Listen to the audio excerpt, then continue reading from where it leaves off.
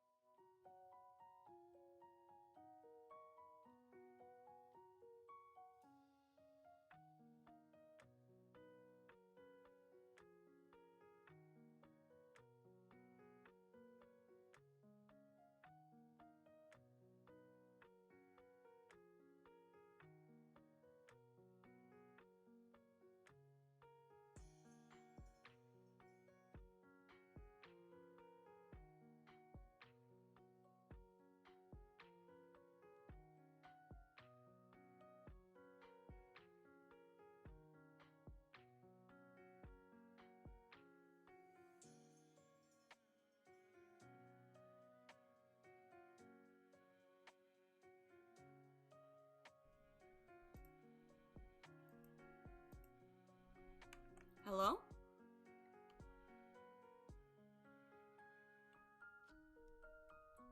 That's so weird.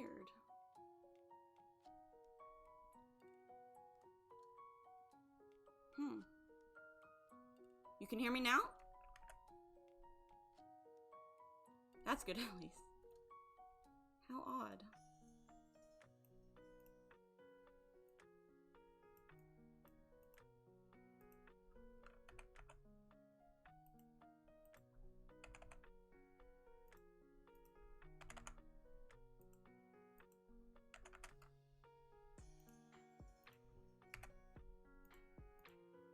Okay.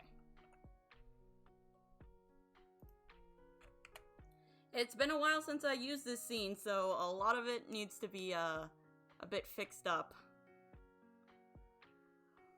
But if you can hear me now,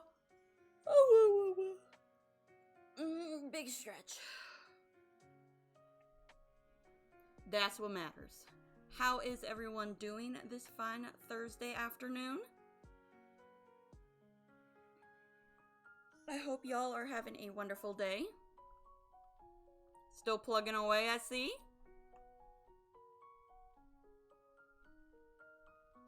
I know, it has been like 3.5 months since I did the last Therapy Thursday.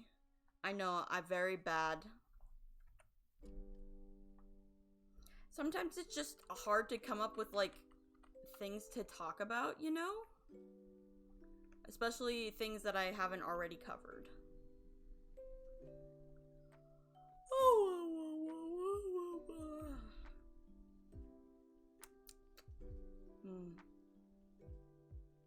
Doing well. Yeah, I understand. We all just trying to get by.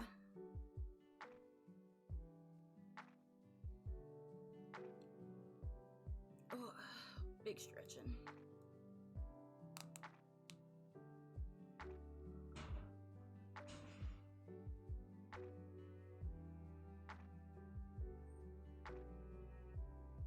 I'm gonna pretend everything's okay. Ooh. How is the background music compared to me talking? Hopefully one is not drowning the other out or anything. Been a while since we saw Sunday Lace, huh? Right, where is...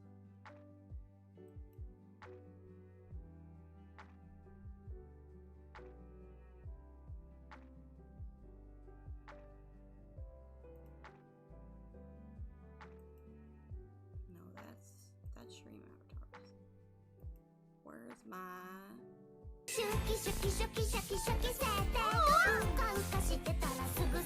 Indy! Thank you so much for the tier 1 sub. 8 months! Can you believe it? Yawning means the therapy is working. Exactly. It means we're getting comfy. We're de-stressing. We're feeling relaxed. And ready to accept the therapizing. Obviously. But thank you so much for the sub. I really appreciate that. And of course, as per usual, thank you for being my first indie.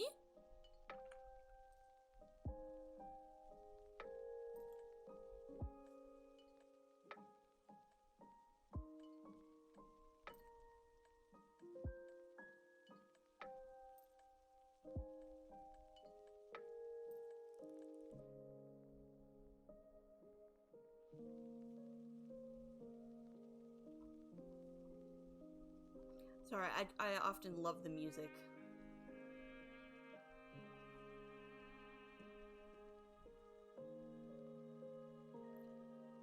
Almost a blue.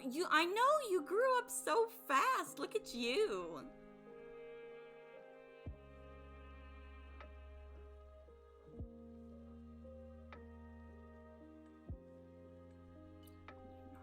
Ah, howdy, howdy, Commodore. I hope you are doing well this fine Thursday.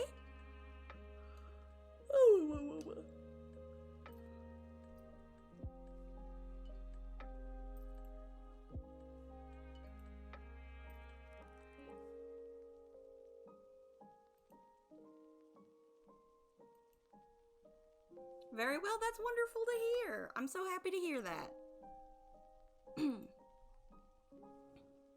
Well, I suppose that is enough dilly-dallying for me.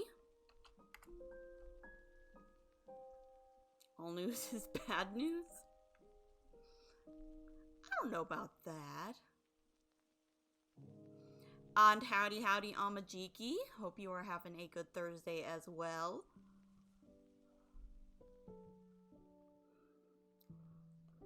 Sorry to hear your internet is not cooperating, Seth. You should suplex that router.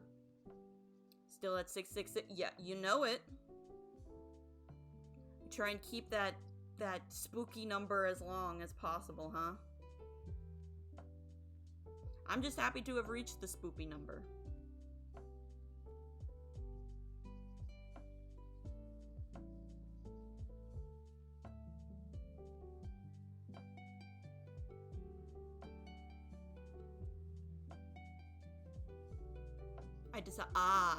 I see. You're eating KFC. Nom. Nice. Stop. Belle, wake up. Stop it. Alright, I'm awake. I got this.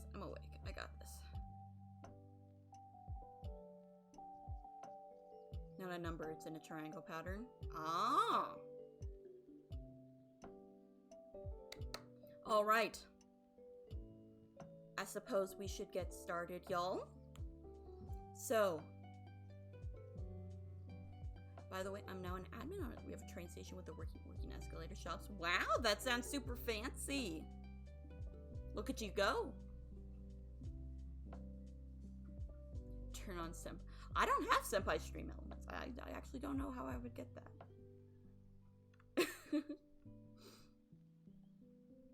No, I got this. I can do this. So, today's topic, holding back a yawn. I got this. We're going to be talking about internet toxicity and your mental health. Now, this may come as a surprise to some of you, but the internet is kind of toxic. I know. Big shocker there. Who would have thunk? How is it possible? No, yeah. It's pretty wild, I know. The internet, kind of a shitty place. Internet, not the best place. And, social media is even worse. What? I know. Like, I know no one will raise their hand, but like, raise your hand if you've had a toxic experience on the internet. Everybody's kind of... What? No, that's not possible. Only like 1 in a million people have a bad experience on the internet. Like Amajiki, it's just kittens and rainbow and porn and all the good stuff.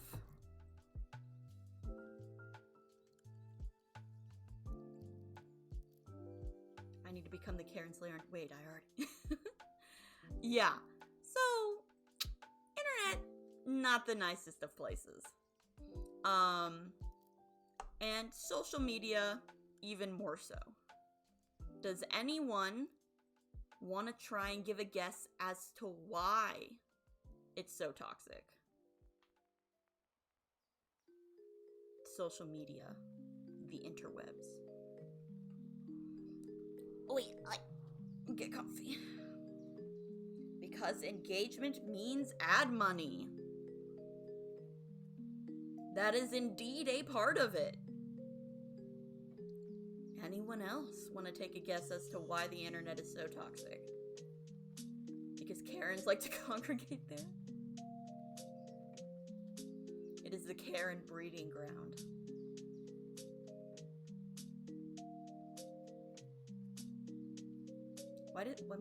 Look, okay, I know I'm yawning, but I'm not that sleepy, camera, okay? My eyes aren't drooping that much, I promise. who used to VTube and what happened to him. So, because it's socially engineered to be addicting, it distorts one's perceptions of reality.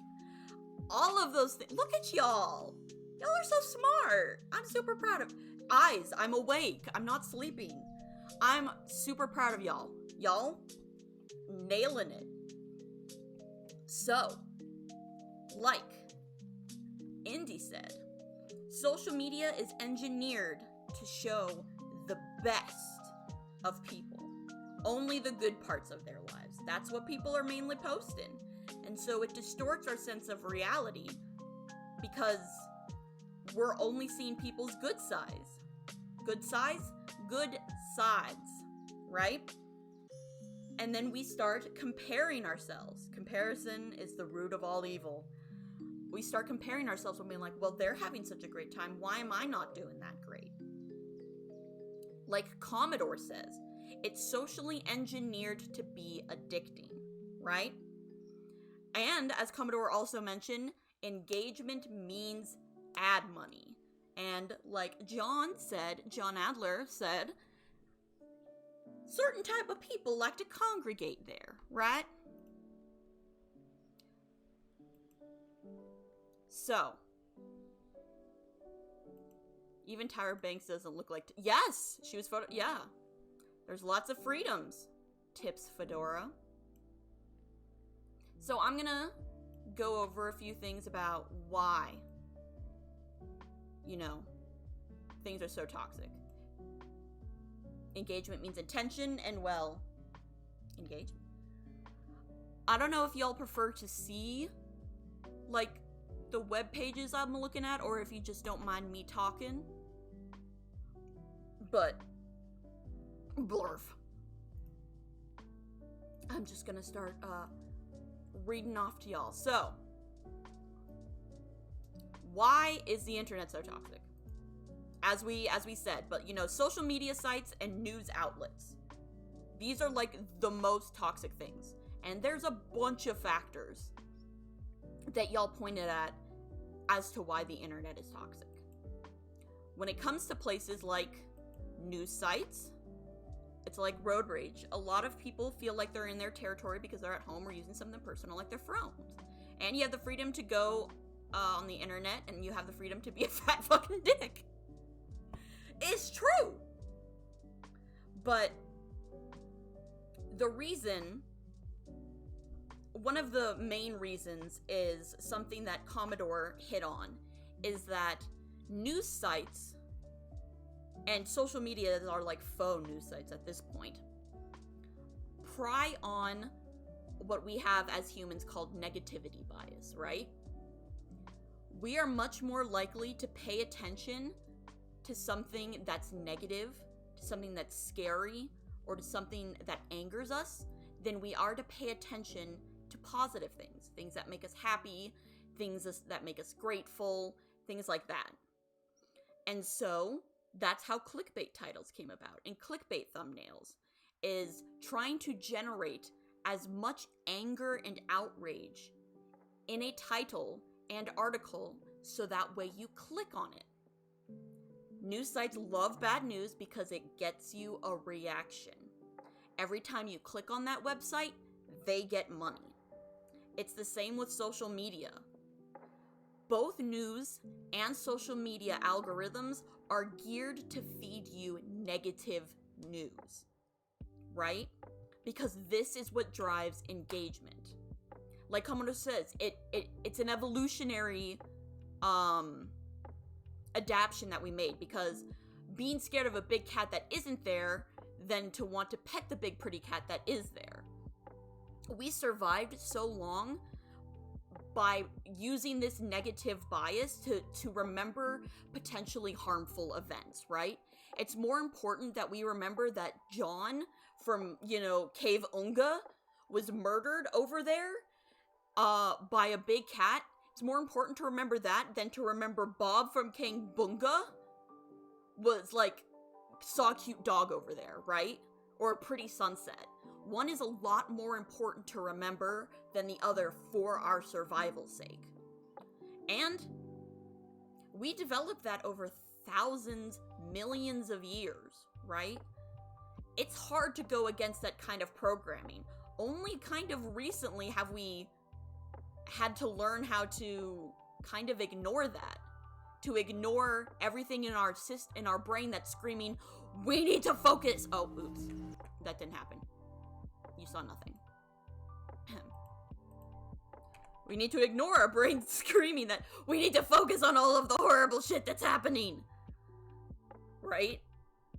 Because our brain thinking we need to know all of these things in order to protect ourselves.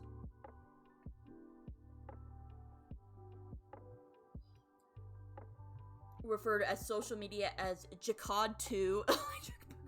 Wow.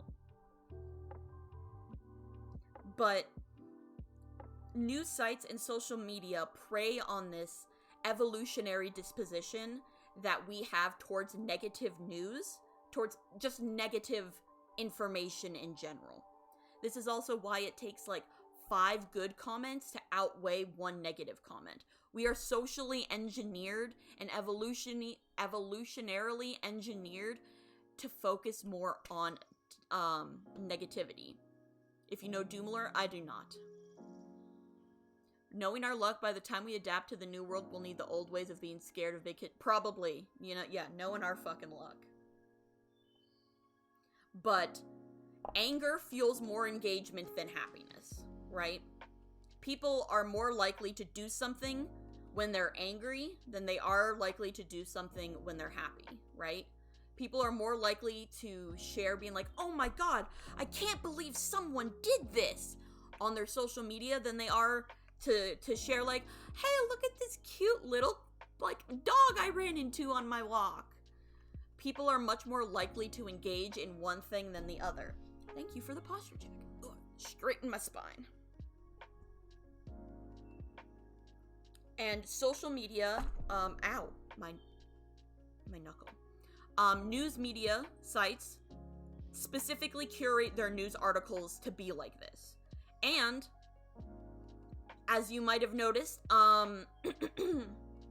Twitter, Facebook algorithm definitely. As we all know, as the shitstorm that Facebook is.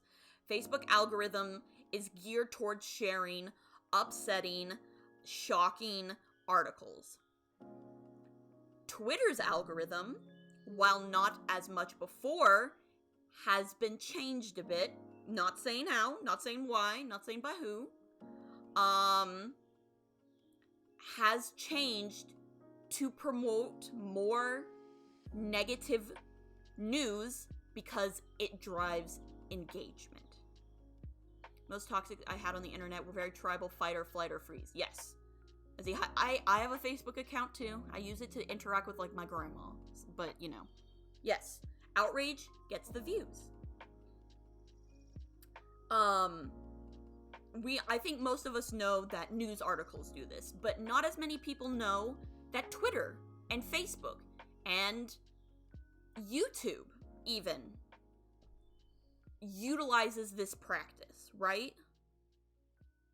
Call your grandma? No, I don't. I hate talking on the phone. I really hate talking on the phone. And she's not very good.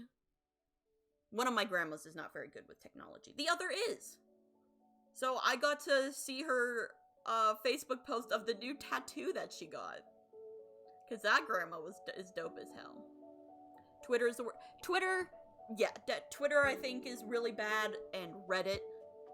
You know, actually, literally all things. Yes, and boomers literally believe everything they see, because they're dumb.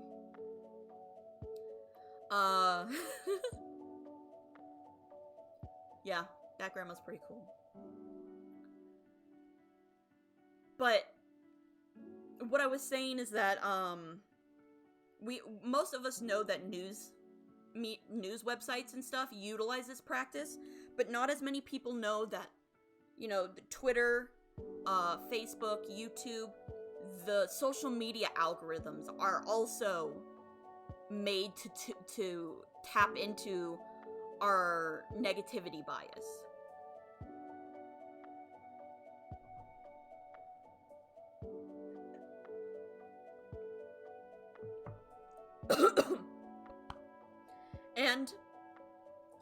Oh, geez, water. Yeah, every social media website has toxicity, but we're talking about the main ones. Thank you for that. Hydrate.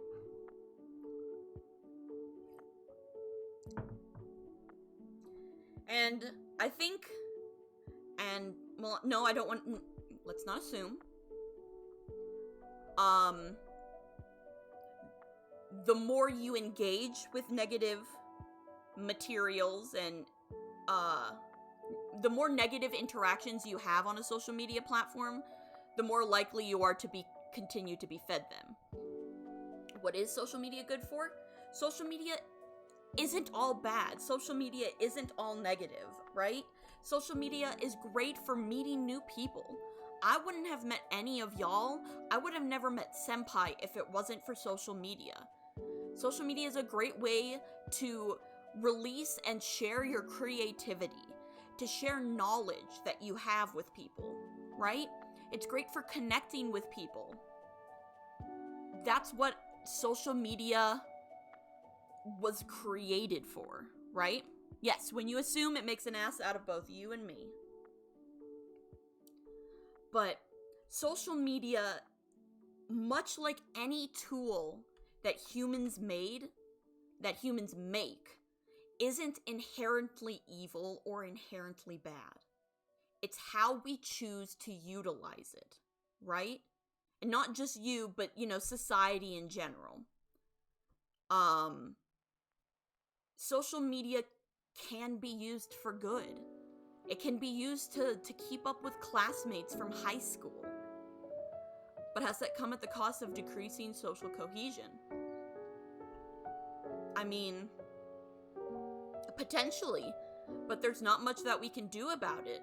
I'm sure the creation of the gun came at the cost of decreasing a lot of social cohesion too, and world cohesion.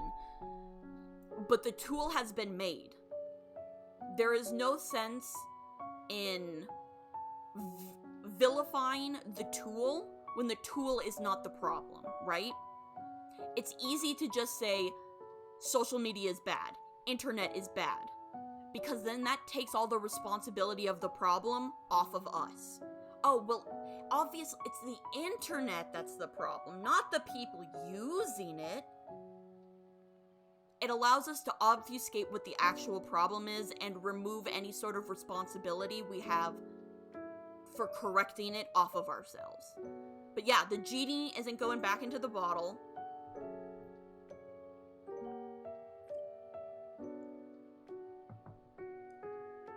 What matters is how we use it and how we talk about it. And yes, online dating is also toxic, but everything is toxic, right?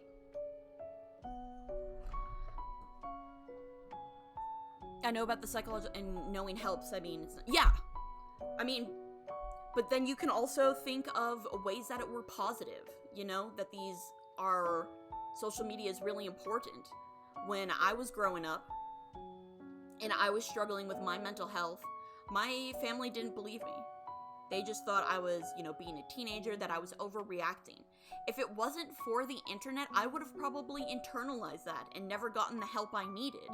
But I was able to go on the internet, see other people were struggling with things similar to me, and realize that, hey, it's not just all in my head. I'm not just making this up for an attention. This is a real issue that I am facing.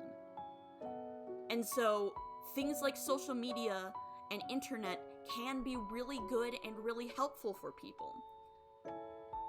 But they can also be horribly destructive, right? They can ruin people's lives. They can ruin their careers. It could end people's lives, right? The point is that much like any tool, we need to learn how to use it properly.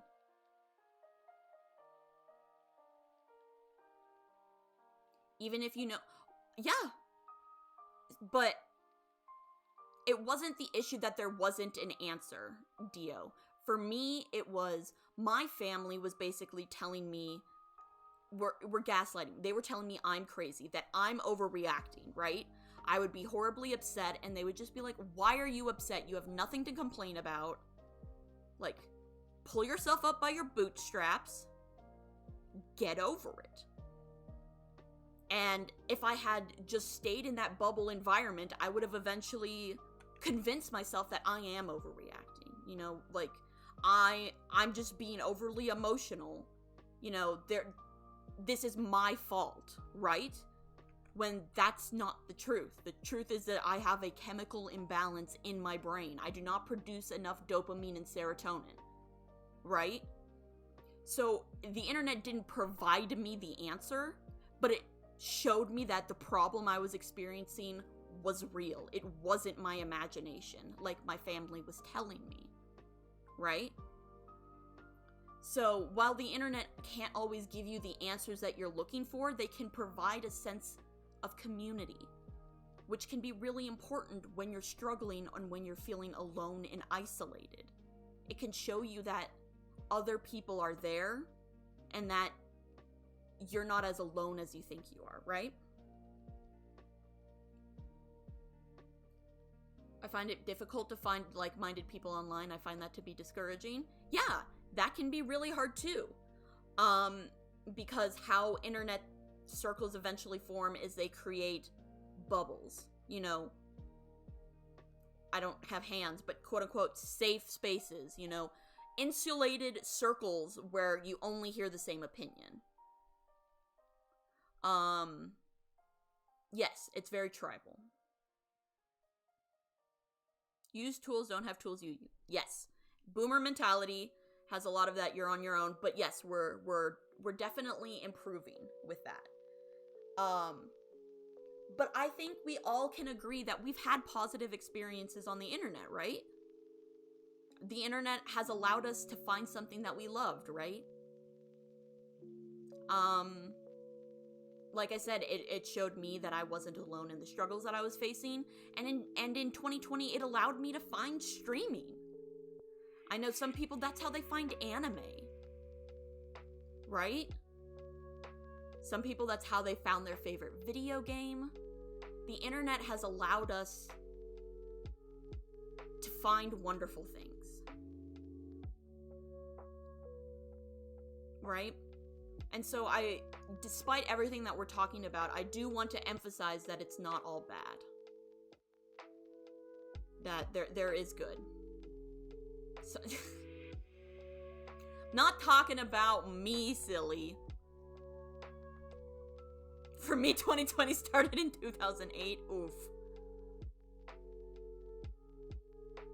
It showed me that, oh, someone likes the things I like, even though it's insanely obscure. Right. However, all of these good things do not negate the negative things that the internet provides, right?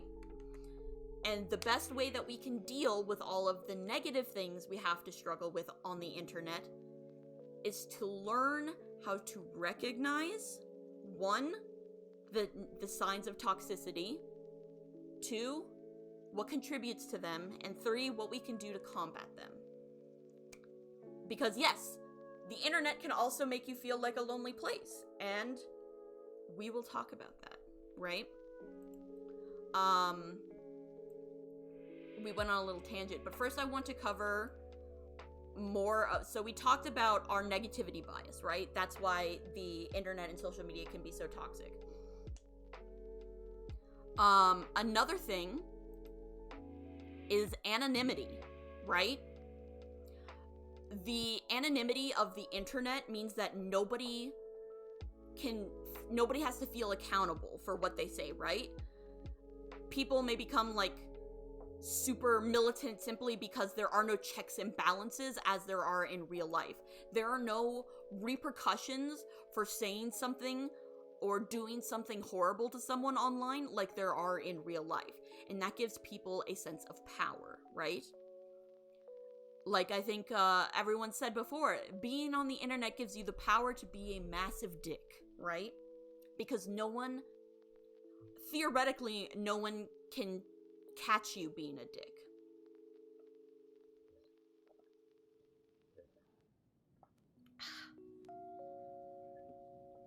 Water.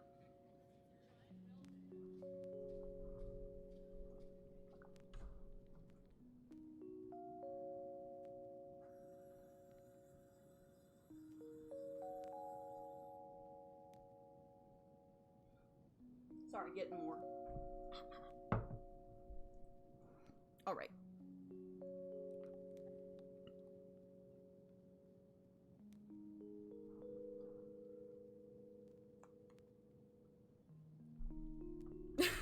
No, it's fine. I was just... You flatter me. But yes, there's not really a internet police to enforce laws on the internet. That is up until recently, which has been the creation of cancel culture. People have been able to do horrible things on the internet and be held, and in real life theoretically, held unaccountable for it. And cancel culture was created to combat that, right? But now it's kind of gone to the other end of the extreme. Again, something that was intended to do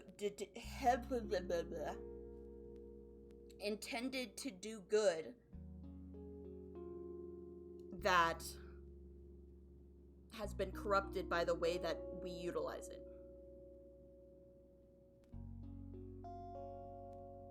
It's anonymous enough to piss off civilians, but it's not anonymous enough to say things that'll piss off powerful and shady organizations without being punished. I don't know.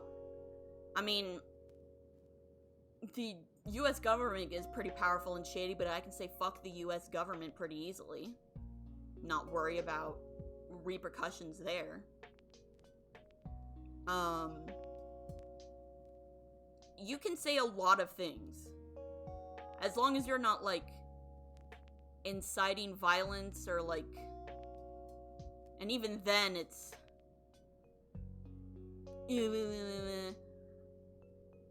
I think the line is crossing, like, obviously when you, like, are doxing or, like, saying that you're gonna, like... But even then, you can say you can kill someone and not necessarily have, like, repercussions for it. We're in a kind of gray area in the internet right now. Where you can be some people can be punished for some stuff. Oh, oops. Some stuff. And other people aren't. But some people are. Yeah, I mean, obviously I know the reason I can say fuck the US government is because of freedom of speech. If I was on the Chinese internet, I couldn't say that.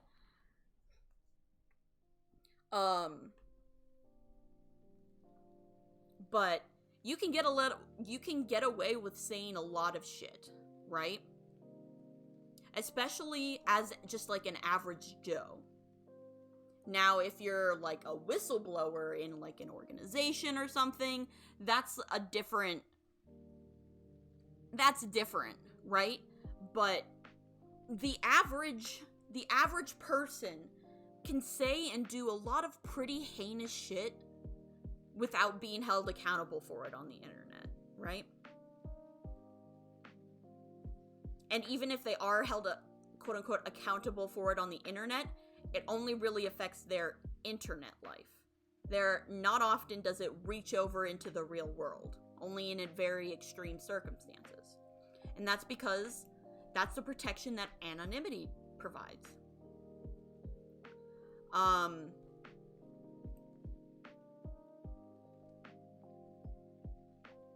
But if you heard rumors from whistleblowers, there's more corrupt things that have been admitted to. Yeah? I mean, I might be likely to believe. I was literally about to say, if you said the same things in China, you're in China, you bet your ass you'd be in the new missing report. Yeah. Lucky enough to live in a country where I can say that.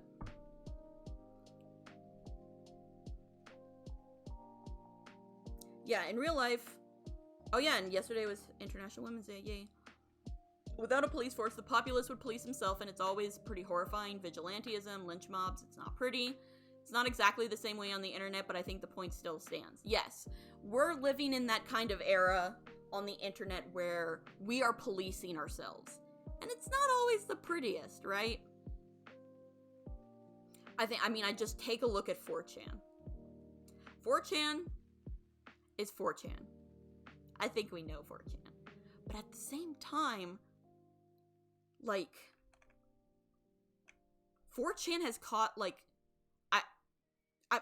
like, don't fuck with cats, right? 4chan has caught, like, serial animal abusers and murderers, right? And that's good. That is good. I am glad 4chan did that. All of the other shit 4chan does not. But that's kind of, like, where we are right now on the internet. Where vigilantism. Unless you expose war crimes like Edwards, they can't criticize. Yeah. The same America that puts Americans in cages for no crimes. The only crime was having a last name like Yamada. I mean, we become Daredevil. I mean, no, but I think also the government that was in control back then versus the government that's in control now are slightly different. And that you won't find a government that is free from doing heinous things. Have you seen how 4chan goes out of their way to defend? I don't know anything about Mr. Rogers. I don't want to touch it with a 10-foot pole. There's still the prison industrial complex. There's a lot of Responsible! Man, when was the last time we saw Responsible? And Responsible is pretty, what's the word I'm looking for? Appropriate. Let me grab Responsible.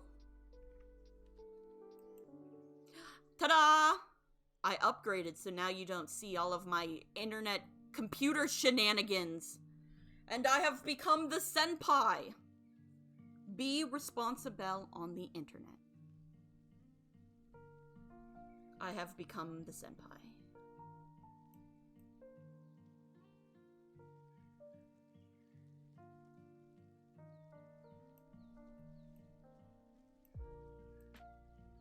I have a good Belle pun. If you play Bioshock Infinite, you could... I love Bioshock Infinite. When did you get here? Yeah, wow. Senpai, when did you get here? And when did you all of a sudden sound southern? Wait, Sven, okay, is that how that works? Thank you. Are you saying you don't want to redeem that because you didn't know what it meant? So are you asking for a refund? Because I can go back to my old outfit if you used that and weren't sure what it meant. Because I know you don't speak, like, fluent English. Why do you always have a long... Because that's, like, my hairstyle. You know? And I've tried messing with other outfits and other hairstyles, but when I do it, I feel like it doesn't look like me. You know? It just kind of looks like a different model then. If I feel like I have to have something consistent. But I am messing around with models that may have a different hairstyle.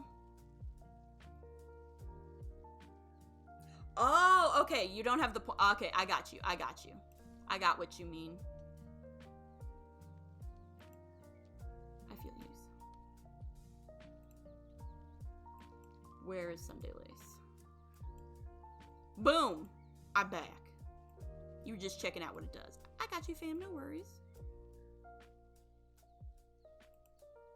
Alright. So, something that goes in hand with anonymity is something called the online disinhibition effect. Alright? Also, you can just call it, if you would like, the online effect. This is similar to the anonymity effect. But it's in relation to that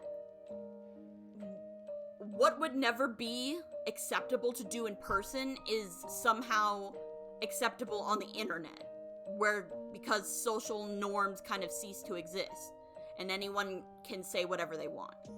Disinhibition, yes. Yes. So this, the anonymity is that people can get away with a bunch of stuff because they can't be held responsible for it, right? That's the anonymity effect. The online disinhibition effect is that since we let things slide on the internet that would never, oh my god. We let things fly on the internet that would never be allowed in person. And this in turn fuels the anonymity effect, because people know that they can get away with doing stuff that they couldn't do in person because we allow them.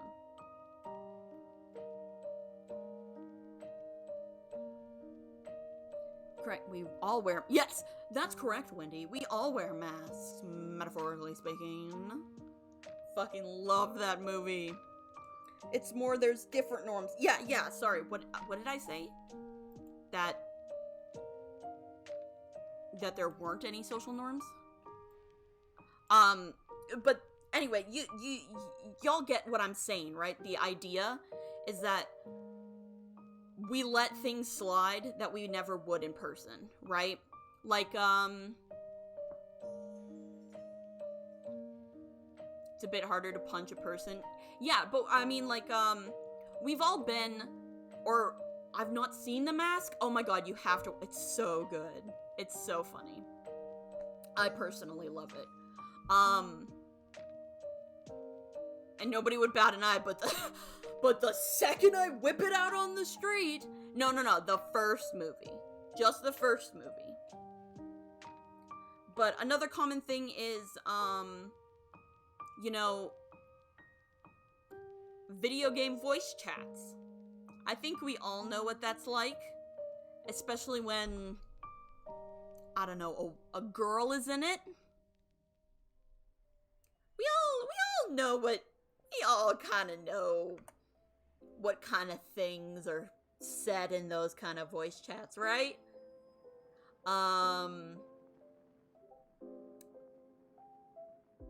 That would never fly in person, right?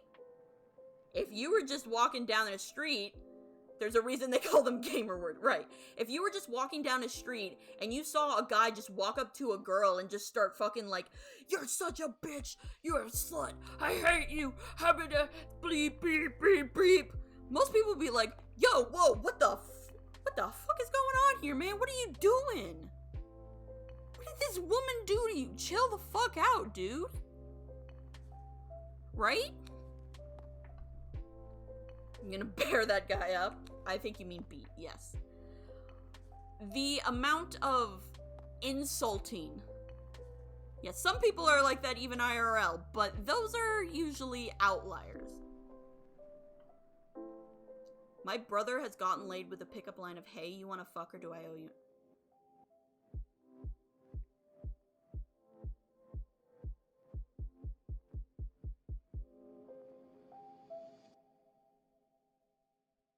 I don't know how I feel about that.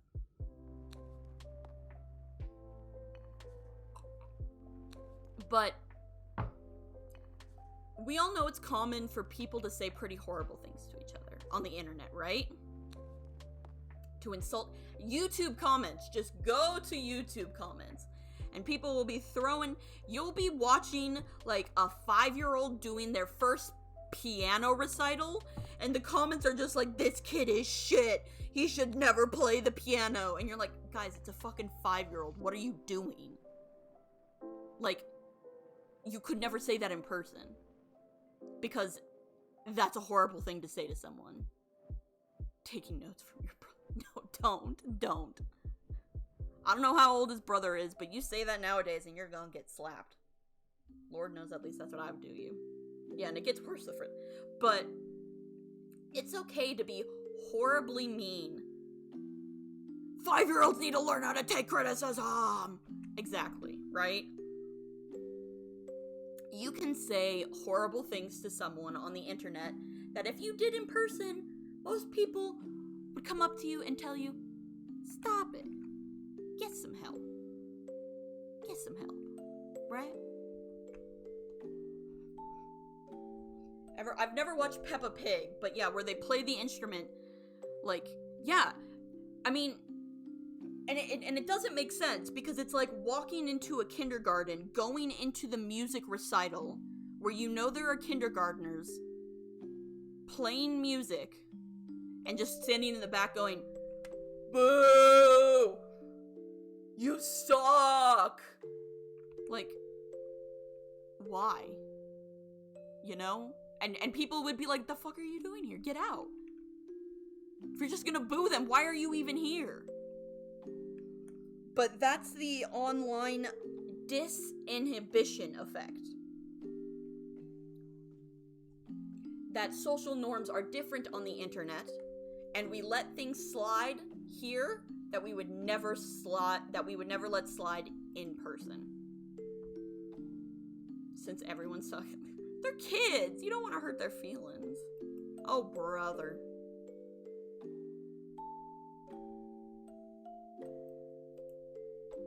You can't let those youngsters get a big head.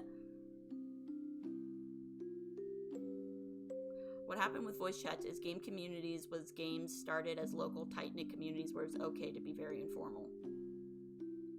I think being informal is perfectly fine. I just think it more has to do with the anonymity. And what we're going to be talking about next is that the internet leads to dehumanization of others online, right? It's easy to say, you know, like, fuck you, I hate your family, I'm gonna fucking kill your cat, or whatever. It's easier to say that to a screen than it is to say that to someone's face and watch their reaction to it. To see them start getting visibly upset or to start crying, right? We as humans are social animals, and we are socially engineered, for the most part, to feel bad when we see other people feeling bad, right? Because that lets us know that something is wrong or that someone needs help, right? And so when you just start randomly insulting a person on the internet, you don't have to see the consequences of the words that you're saying, right? You don't have to see that person crying. You don't have to see them being visibly upset. And that leads to dehumanization. You know, instead of seeing each other as a person on the other end of the computer, we kind of imagine we're just saying words into the void. Yeah, I mean, obviously don't threaten on the internet. And don't fuck with cats. We can't see the effect of our words on the person at the other end. And so we might not choose our language as carefully as we would in person. And any tendency toward aggression has no reason to be held back, right? Because there are no again, these all feed into each other, right? We don't have to see the consequences of our actions when we say something or do something to someone. So that makes it easier to do something horrible to someone. So it starts off with, we don't have to see the consequences of our words or actions. That's the dehumanization.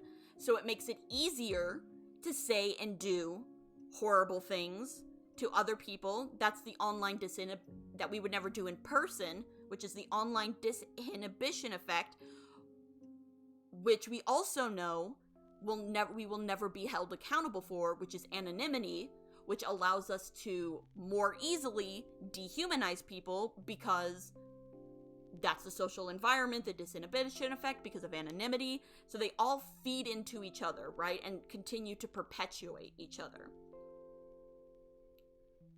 But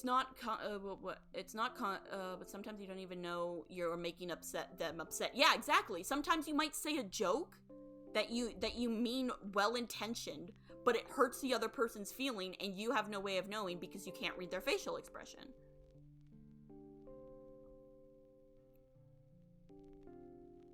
Yeah, and threatening people is not know people who got into trouble for making threats. Yeah, again, don't make threats. Someone called me fat on the internet and I got so sad, so I just got more fat out of spite. As bad as I've experienced things online, my worst experience has been in meat spaces. Those adolescents indoctrination camps, I think you call those high schools. And I believe they're called that because they're schools where people go to get high. And then if the person gets called out for being a shitty person, we'll minimize your feelings and just say that you're sensitive. Yeah. I just come back at them harder. Like this one time someone said bitch and said that I was probably fat, and I said, yeah, but your mom still like that. Yeah. See? It's just a negativity spiral that feeds into each other. And Commodore, you do have a point. In person, events can be just as horrible, right? High school can be a pretty shitty place. I did not have a good high school experience. I can definitely fucking tell you that.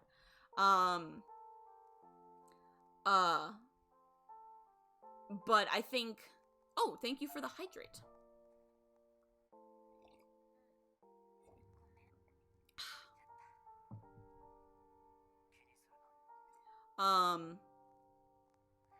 In person is worse because I expect, yes, that's the hard thing, is being mistreated in person feels worse because there are social expectations that we have of other people that we would think like, hey, this isn't okay, why would you do this? Or we expect other people to step in because, you know, that's the decent thing to do. And then when they don't, we feel even more betrayed, right? Another very important thing to learn is that words over text don't necessarily look the way you intended them to come across. Exactly.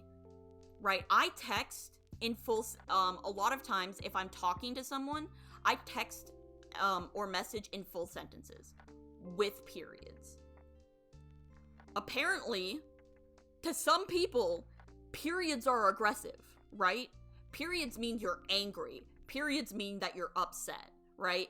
There are so many different ways that you can read into into a text, that just that causes problems, right? Period. Yes, that's what I have been told.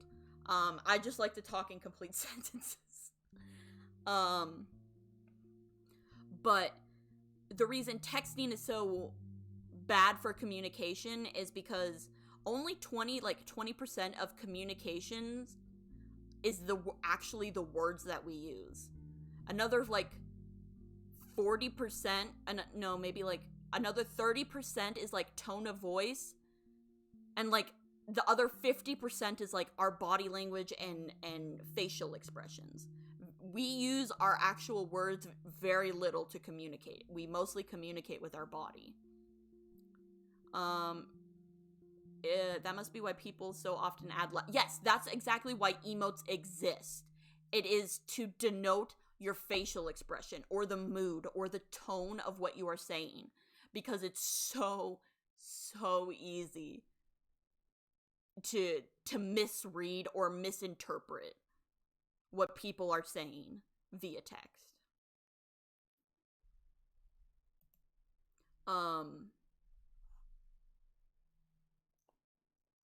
But another thing... Wait, did my music stop? Is that Tifa's theme? I don't think so.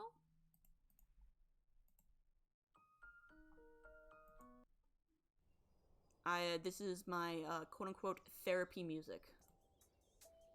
Emotes help a bit. Yes. Even ever say Seinfeld with exclamation marks? Yeah, and sometimes you can misinterpret emotes and fonts, and I use exclamation points for conveyance of emotion. Periods mean okay emotion, or basically meh. Ooh woo. Indeed. There are so many different ways to communicate. Emos help a bit? No. I don't know, maybe they do. I don't know.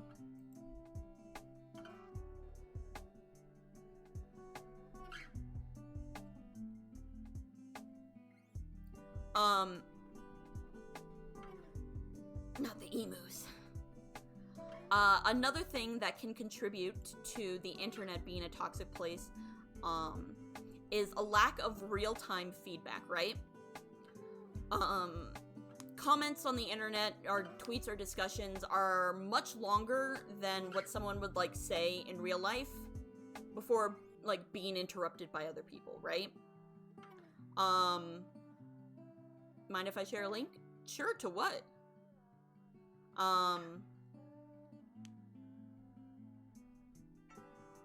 Go away, phone scam. Yes, definitely, yes.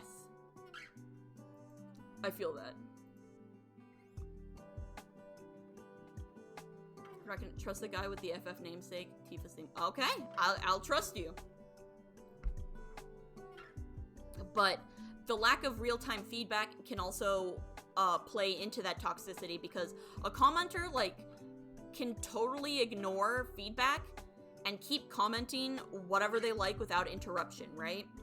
They can just keep saying, like, the horrible same thing over and over and over again without ever being interrupted like they would be in a, like, a real, an in-person setting.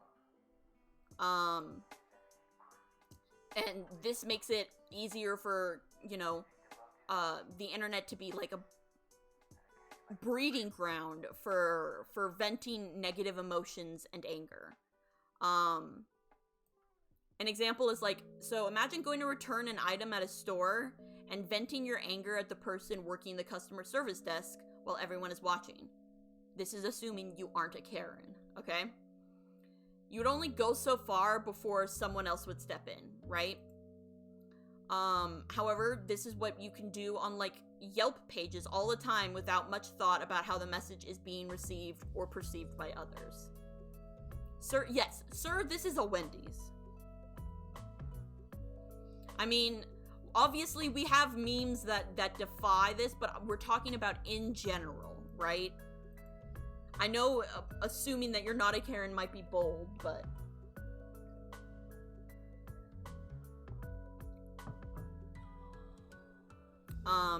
the lack of feedback to prevent us from stopping, similar to, like, how we can't see the consequences, or the other person's facial expression and how it's negatively affecting them. We don't have the benefit of other people stepping in and being like, hey, I think you're taking this too far, right? Because we can just ignore anyone that's commenting that. While if we were there in person, it would have a much different effect. Since people only review, yes, people only leave a review when often it's either negative. People are much more likely to leave a review because they're angry about something than to leave a review because they liked it. My phone into the wall. Oh. Well, don't worry, this will be saved and it's gonna go up on, it's gonna be saved on my Twitch and it's gonna go up onto the YouTubes. I'm sorry your internet is being the dumb. Another thing that we touched on, that everyone, unconscious is 95%, conscious is 5%. 95% of your life is created by your subconscious mind. Yeah, a lot of things we can do subconsciously. And a lot of things that we don't think affect us consciously affect us subconsciously. Is being dumb sounds like Starfire. But another effect that we all know and we love is mob mentality. I think we all know what mob mentality is. But, you know, once one person kind of starts saying something negative, this often opens the floodgates for others to do the same.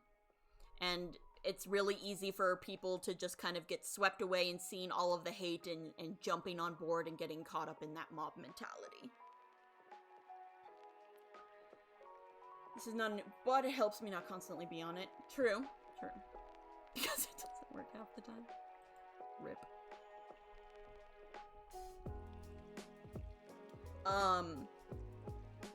And obviously, another thing is the platform, right? That this is happening on. The platform does play a role into all of this, because sites where anonymity is more likely to be preserved will tend to have the most negative comments.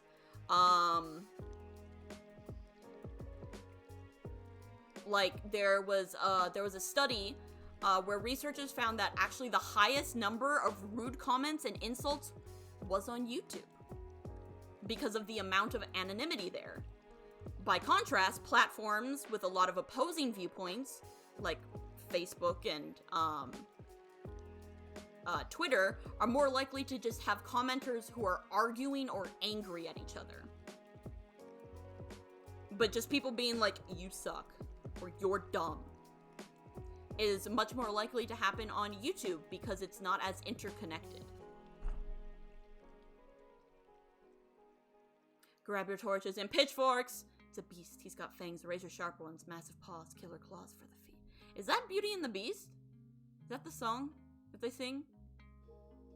It sounds vaguely familiar. Yes, haha. And last but not least is personality factors, right? Some people are more predisposed to being assholes on the internet, right?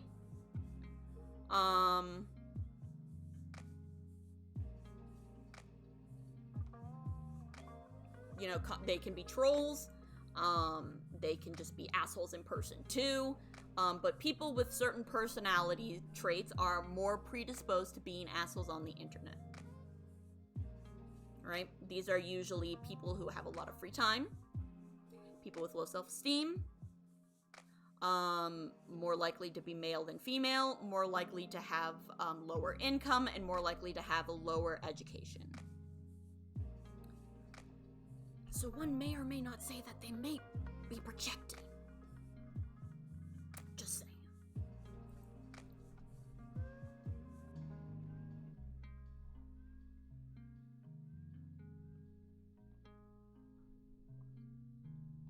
Okay.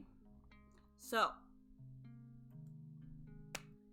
these are all of the ways and reasons why the internet and social media and everything can be pretty toxic or are toxic in general. You just described me, but I know you, Commodore. Just because you might have all of the factors doesn't mean you have the personality traits, right? These are just people who tend to fall into this category who are more predisposed to have these kind of personality traits, right? Some people just be built assholes. We all know them. We all know that one asshole that's just like, why are you like this? And he's like, because I can. We all know them. And when you're on the internet, you unfortunately meet a hell of a lot more than them. A hell of a lot more of them. Words. They're like freezing.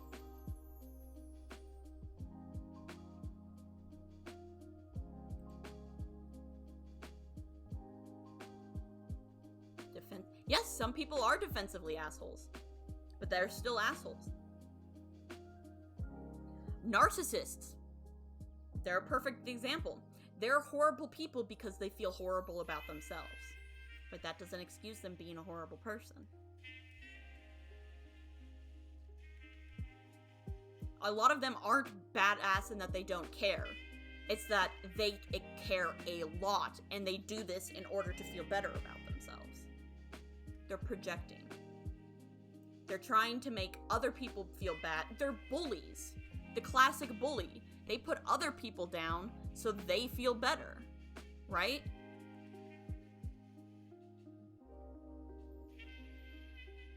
I don't know. I don't think you're an asshole, John Adler.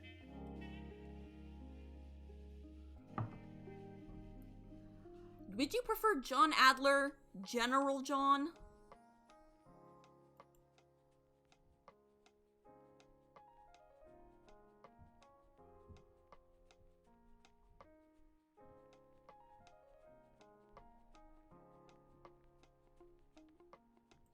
Wow, no backstory of why you be an asshole?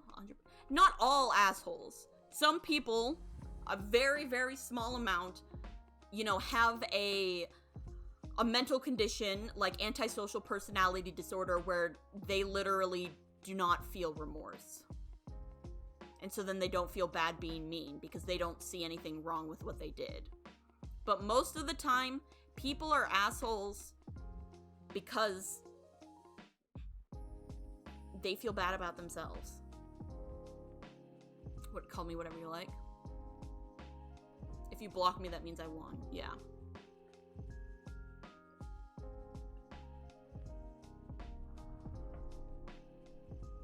Oh, wow, y'all got me chugging through water.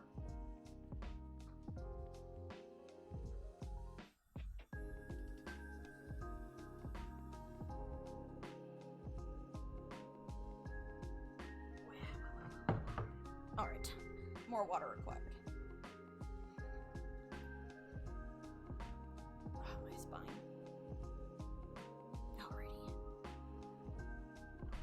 Oh, whoa, whoa, whoa.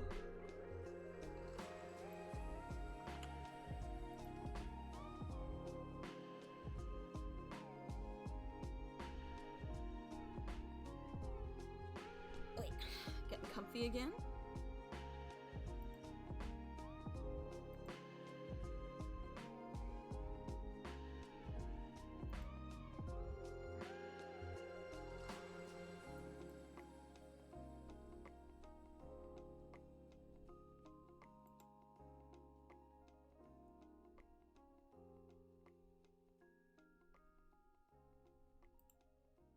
Alrighties. So, next now. Oh, excuse me. What are the effects of this negativity online? Right? How does social media and its toxicity negatively impact our health? Anyone want to take a guess?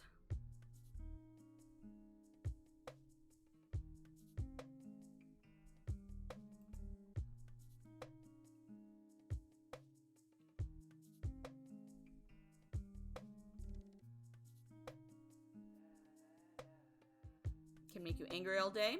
It makes people sad with themselves. I guess irritability, depression, lack of energy. Yes, yes, yes.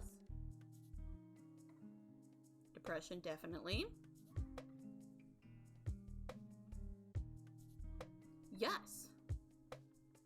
All the doomerism.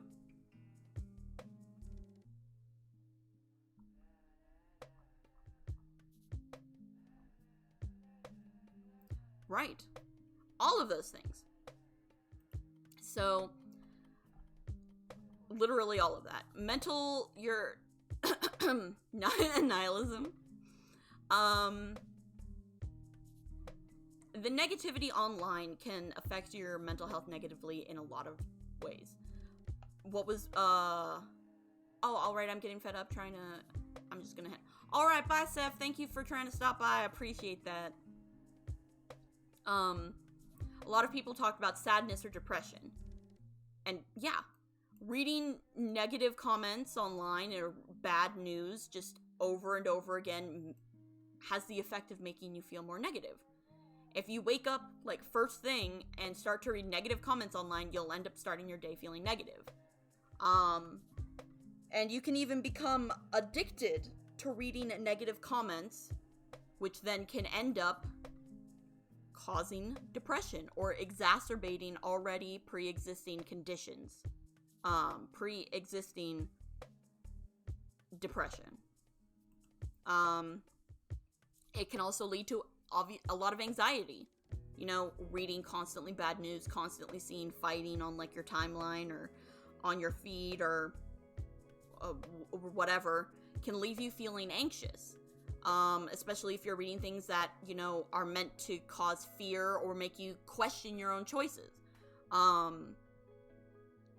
Maybe a better way of looking at reading something is, hey, if they sold a book with this written on it, would I buy it? That's a great way of looking at it too.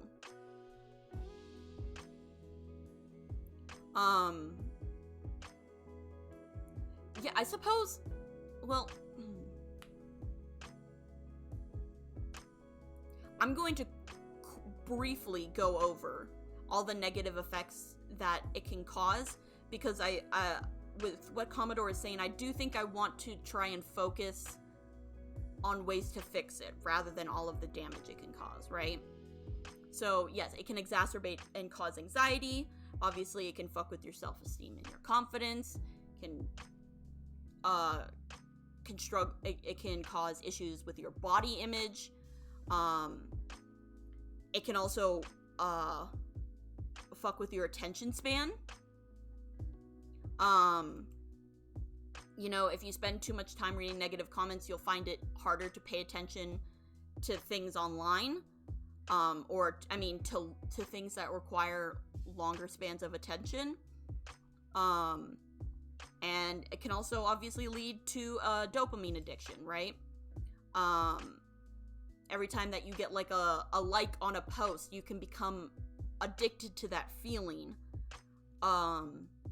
And it can lead you to chase that more and more and more.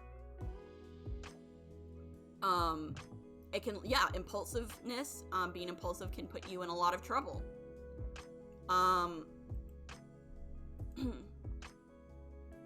So what are things that cause people to continue to engage with this toxic social media? It often, negative social media, excessive use of it can lead to a negative self-perpetuating cycle, right? A lot of times when people feel lonely, depressed, anxious, or stressed, they use social media as a way to relieve boredom and feel more connected to people, right? However, by using social media more often, you're more likely to increase your feelings of inadequacy, anger, isolation, as we talked about earlier. More social media use, even though it's meant to connect us, the more we use it, the more we can end up feeling alone. And the more it also can cause FOMO, the fear of missing out. So, when you feel lonely or anxious or depressed, people often go to social media as like a way to relieve that boredom. Or some people even use it as like a security blanket, right? Whenever they feel awkward, they turn to social media.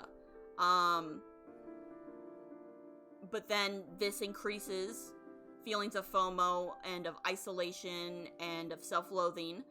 And in turn, those feelings negatively affect your mood and worsen your feelings of depression, anxiety, stress, loneliness that led you to going onto social media in the first place. And then these worsening of the symptoms cause you to use social media more. And it's a spiral in and of itself.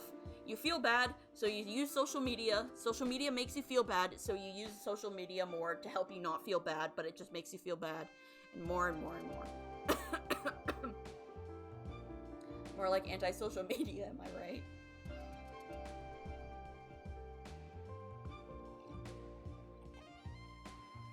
And this is how people can get stuck in that spiral, or also like doom scrolling, right? People get caught up in this spiral of negativity, and it's hard to pull yourself out of that, right? Especially if you have become addicted to this. 1 week no phone helps? Yes! That is one of the solutions that we are going to talk about, which I will transition over to.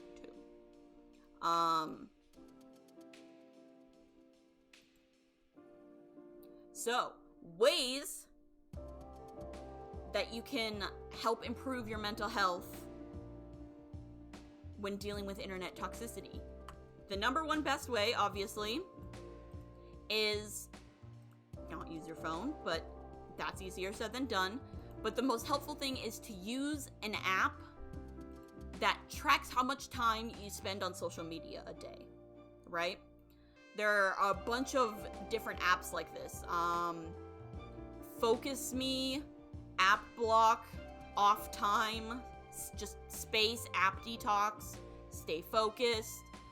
These different apps can help you set allotted times for social media use, or even block like apps. And this is for your phone. Block certain apps on your phone so you don't use them. I think full-on blocking is not viable for most people, but being able to set a timer that tracks how much you're using social media, allows you to set a goal. And it can also send reminders of being like, hey, you need to get off social media in like 30 minutes, right? Or, and say you even go past that timer, then you get a time that says, hey, get off, it's time for you to get off. So you don't get caught in that endless scroll. Yes, stay focused is life. I wasn't saying for you to stay focused, I was saying that's the name of the app. The app is called Stay Focused. But yes, using a third-party app to help track and limit your social media use is really, really helpful in preventing you from constant doom scrolling. If you want to go further, you can do what Sven recommends, and that's a complete digital detox. That's not using your phone, not using the internet for however long. It could be a day, it could be 3 days, it could be a week. But unplugging yourself from everything that's going on is really, really important, right? What's a doom scrolling? It's exactly what it sounds like. It's you keep scrolling even though all you're seeing is negative, bad news, and it's making you feel worse. You just keep going and going and going and making yourself feel worse and worse and worse. This was huge for me during the beginning and middle of coronavirus. At first, I was plugged in. I was reading every news article. I was watching the news constantly. I wanted to understand what was happening. But all it did was tank my mental health. I constantly felt anxious. I felt worried. I felt depressed. Because, what did we say earlier? The news and social media are geared to feeding us negative things. And so, finally just being like, you know what, I can't keep like reading the news every single day. And so by pulling back and detoxing myself from that, I felt so much better because I wasn't consciously anxious about what was going on. As soon as Rona happened, I avoided the news. Yeah, I was the exact opposite.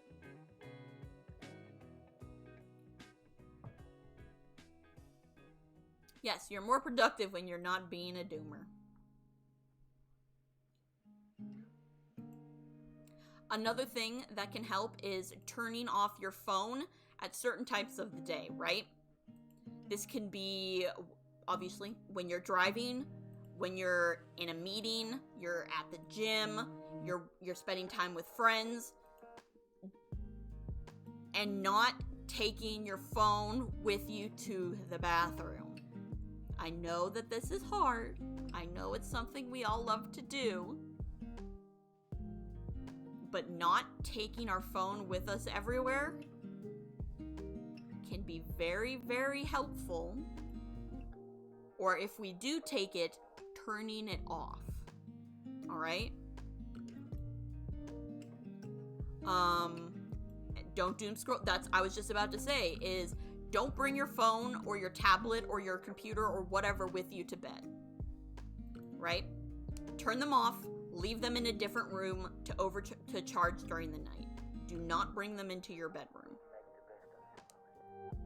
Best number one Vtuber. Thank you, Sven. I appreciate that, but no. You're too kind.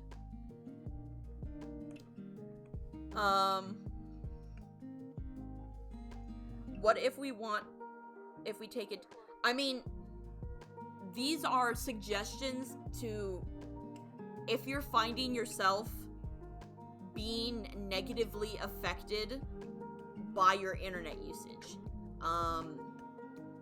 These are, if you don't find it to be a problem, then you don't have to do any of this, obviously. But if you find yourself up staying till 2 a.m. scrolling Twitter, even though you went to bed like 3 hours ago, I would recommend leaving your phone in a different room so that doesn't happen. Technology used to be about ambition, now it's about mundane instant gratification, like watching TikTok on the toilet.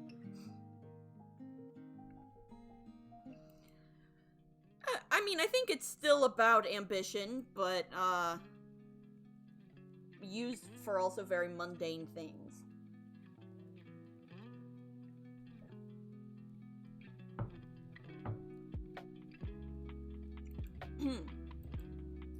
Another thing you can do is disable your social media notifications, right? It's hard to resist the constant buzzing and vibrating and beeping of your phone, alerting you to new shit that's going on. So turning off notifications can be really helpful in keeping you focused and on task. And culture in the I don't see Hope for Mars. I see Hope for VR.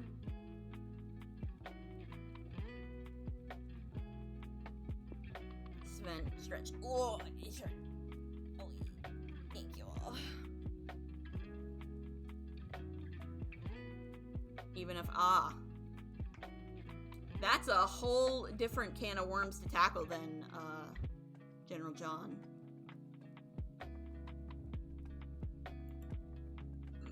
Oh my owies, my arm. Excuse me. Another thing you can do is oh. Thank you, Commodore. That was very kind of you. All right. We are going to do a brief 60-second ad break. So, if you want to get up, go to the bathroom, grab a snack, all of that fun jazz, now would be the time to do it. I will play a brief ad, and then we will get back. Alrighties? Hiya!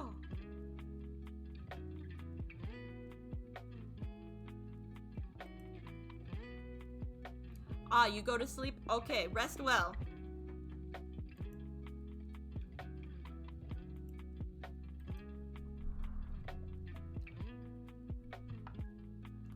I will run to the bathroom.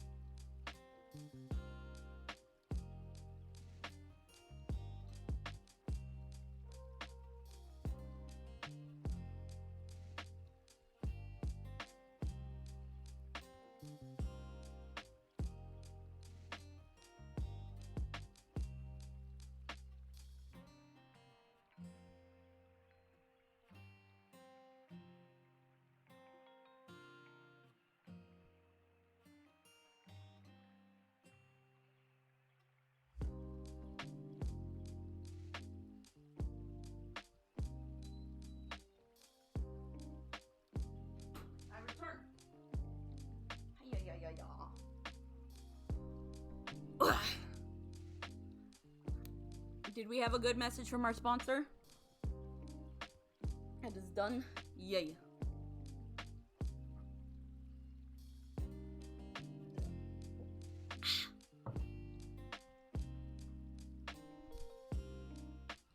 All right, everyone back from the ad? Yeah, I mean, yeah, you're sub, so you didn't get an ad, but... No! I accidentally closed my sweet tunes. Sweet tunes, come back.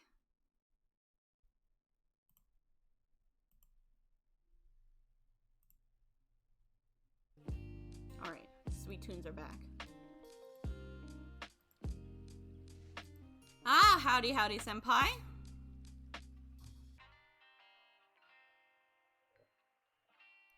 Okay.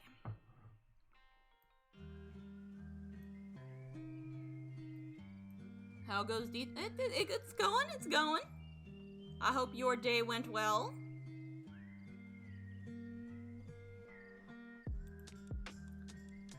Just about to continue on with ways to help our mental health when dealing with toxic social media.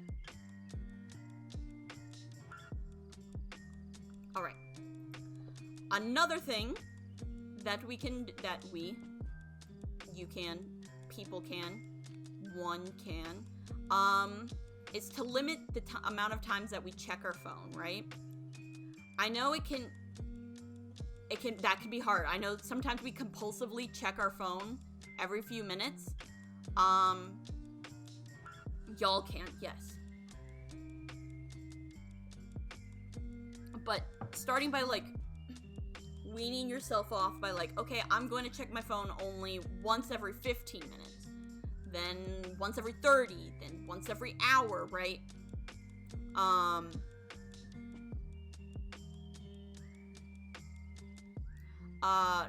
There are also apps that can automatically limit when you're able to access your phone.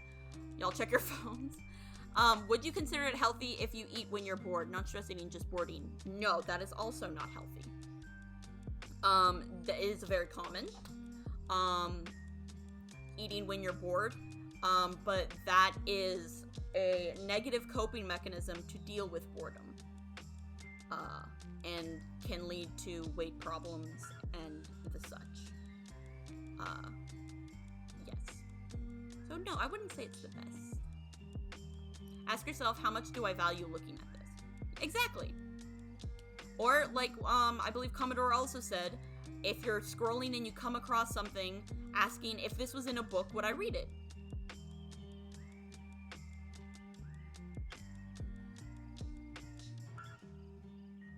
Your heart will thank you for not having that habit. Eating when, yes.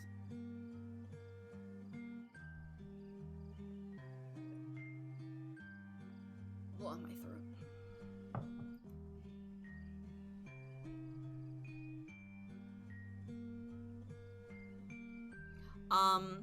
And another thing you can do, I know it's kind of drastic, but if you want, you can try deleting your apps, your social media apps, not deleting your account, but just deleting one app, right? One app at a time, and see how much you actually missed it, right? Have you put any of your thoughts on trial since last there? I put my thoughts on trial all of the time, thank you.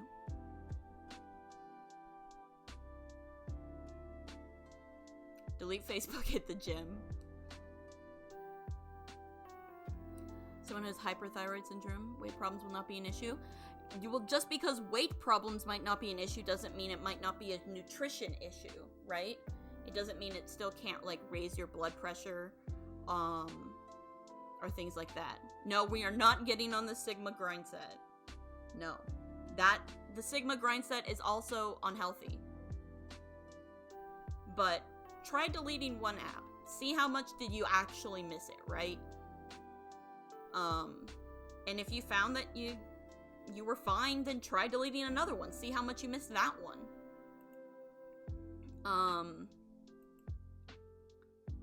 That's what a big... Uh-huh.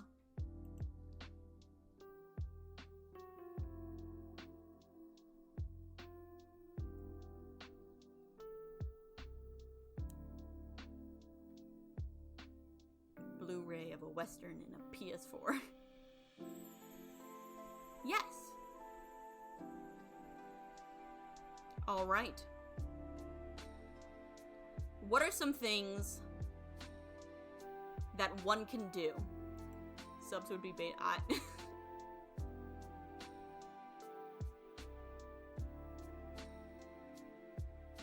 My sister used. Yes!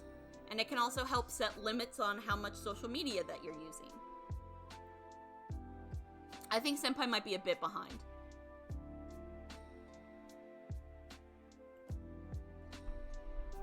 Okay, so other than apps, right? Let's say you limit your app usage, or maybe limiting your usage isn't possible, right? Maybe, you know, some people work or you know, like people who are like artists on Twitter and stuff, like that's their platform, right? That's their work. They have to use it or whatever. What are some other ways that we can cope when we do run across toxicity or negativity? What are some things that we can try and do internally to deal with that, right?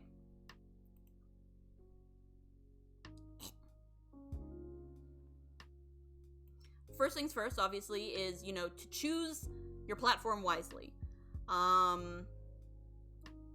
Different social media platforms will attract different types of people. If you're concerned about, like, reading a lot of negative comments and stuff, try and steer away from platforms that have a strong anonymous element, right?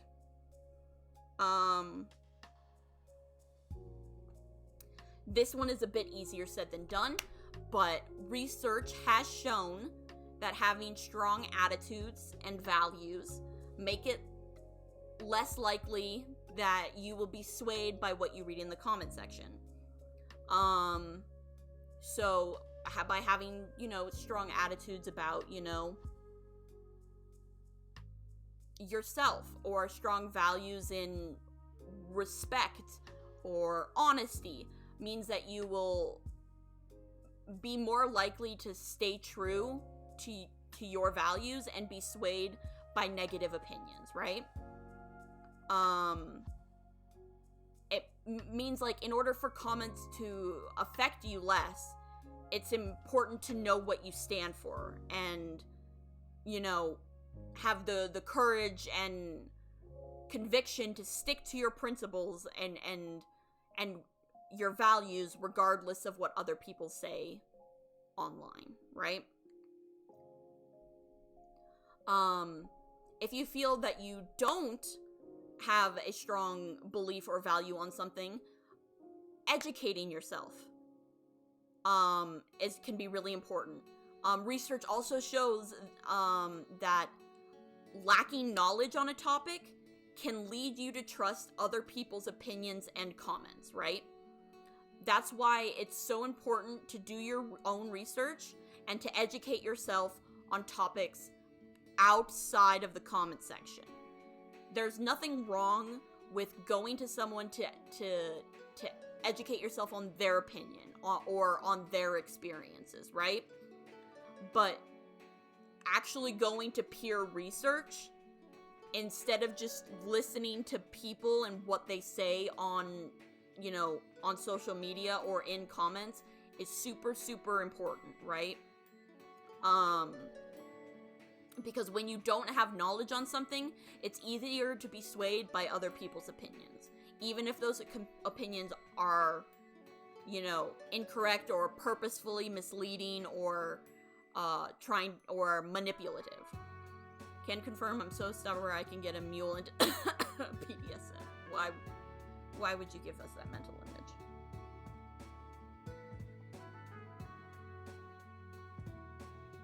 But it's important to read trusted sources of info and to form your own opinion rather than relying on what you learn from the comment sections of news sites or social media pages. Also, if drama is too entertaining, chances are it's staged. Yes, that is a possibility too. Internet drama also drives more engagement and drives not always popularity, but at least infamy. And that can benefit someone or benefit both parties. And so sometimes it can be completely staged. Again, something that's easier said than done, but focusing on positive comments is one of the best things you can do to reduce negativity online, right? Comments from friends who offer, you know, support for your well-being, can have a positive effect. These are best when they come from people who you are close to and friends with. By that same token, there is value in protecting yourself from negative comments, right? If you're receiving negative comments, it's okay to unfriend, it's okay to unfollow, it's okay to block, and it's okay to delete, right? The important thing, though, is to recognize the difference between what is a negative comment and what is a differing opinion. And that's a whole ass different stream that we could have, right? But regardless of what it is, if you are not in the place to mentally have a discussion, whether it be with someone of a differing opinion or not, it's okay, right? If you're on the verge of like having a panic attack, and maybe someone comes onto your page and is politely asking to have a discussion with you, right? It's okay to be like, I can't do that right now.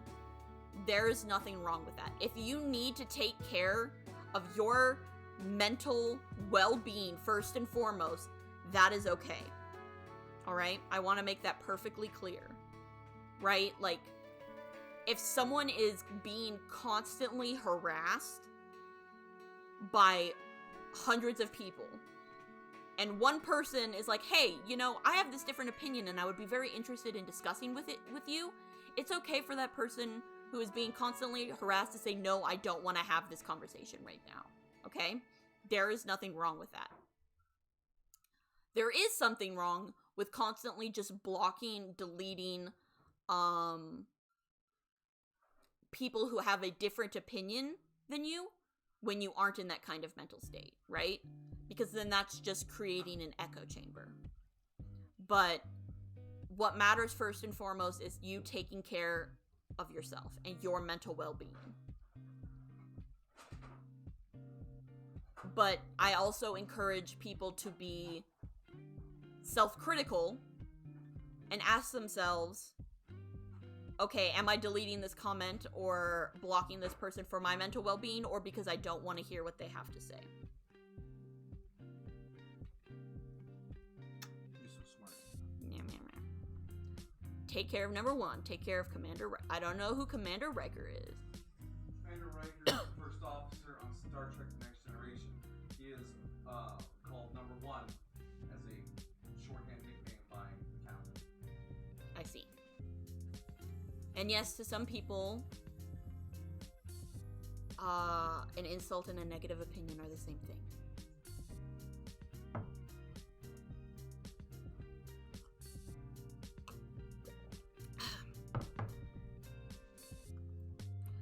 Something else that you can do is to leave positive comments for other people, right? One way to make your social media experience a more positive one is to spread positivity to others, right?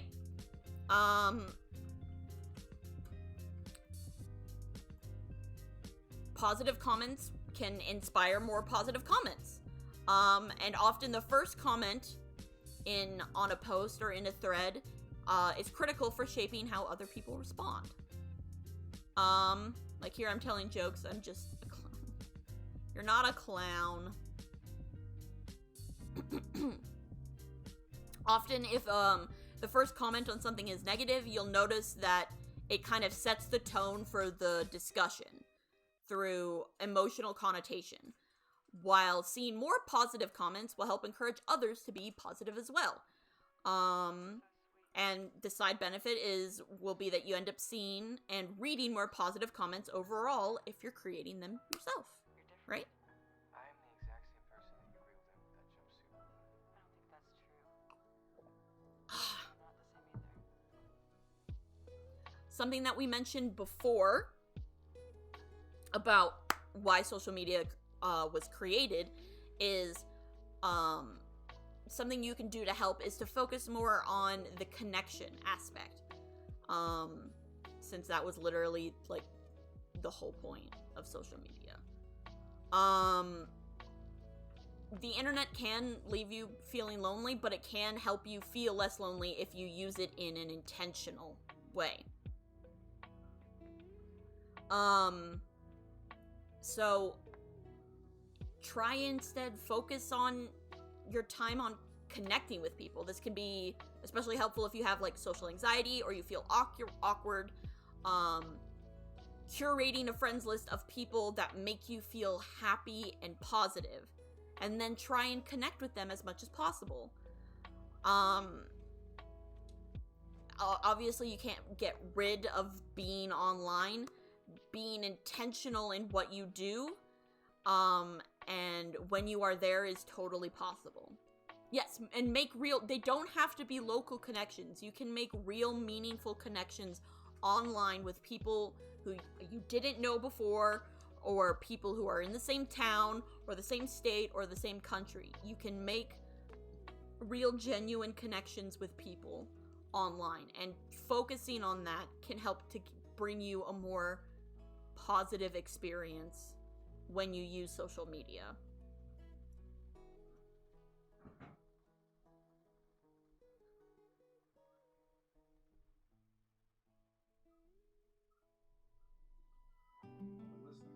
All right.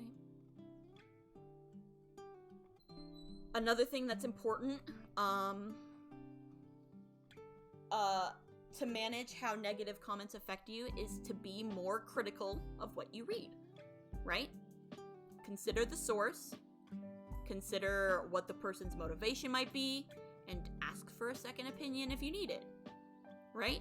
For example, if a friend always posts negative things on your timeline, try to understand their motivation. Ask them to send you a message. Generally stand your ground when you don't agree with what was posted. Speaking of non-local, are we having ARU? Are we having ARU?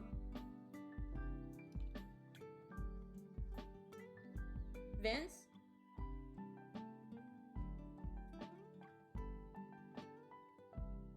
I think so? He's not responding. Hold on.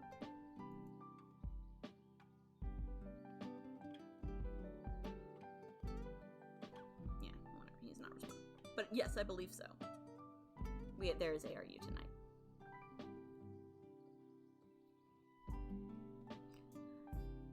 Okay.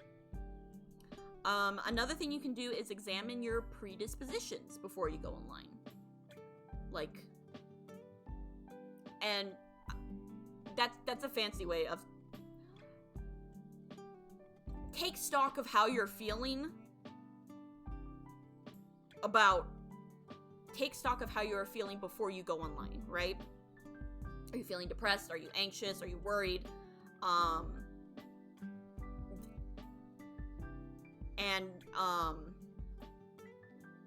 And if you are, to avoid going online when you're experiencing those negative emotions, right? Because it's important to remember that the algorithms are designed to show you more negative things.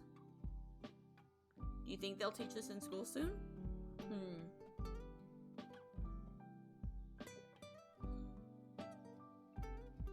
One can hope. I would like to think that maybe.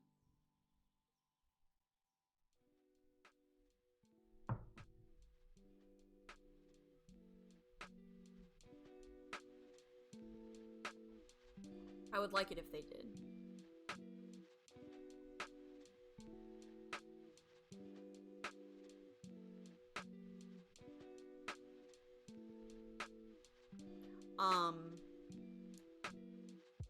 But yeah, examine your predispositions before you use your social media.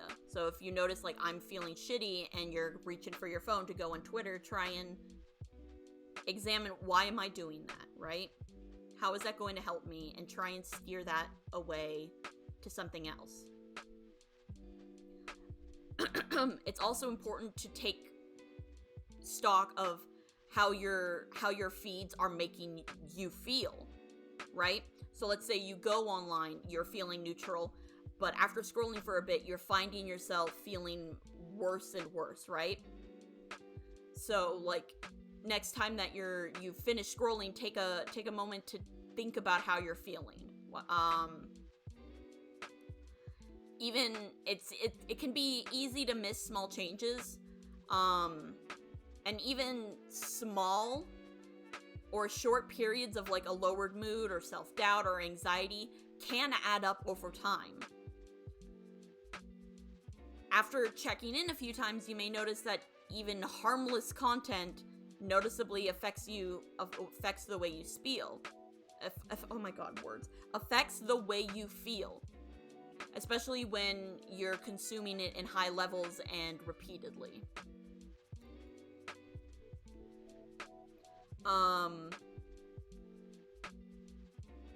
This leads into being strict about your curation. You can't control everything on social media, of course, but you can be highly selective about who and what you follow or subscribe to. Simple rule, don't follow anyone or anything that doesn't serve you, right? If posts from an account leave you feeling less than, unfollow them. You can also take charge of the algorithms and use this in your favor by focusing on feel-good content. And so then that makes the algorithm more likely to show you that kind of content.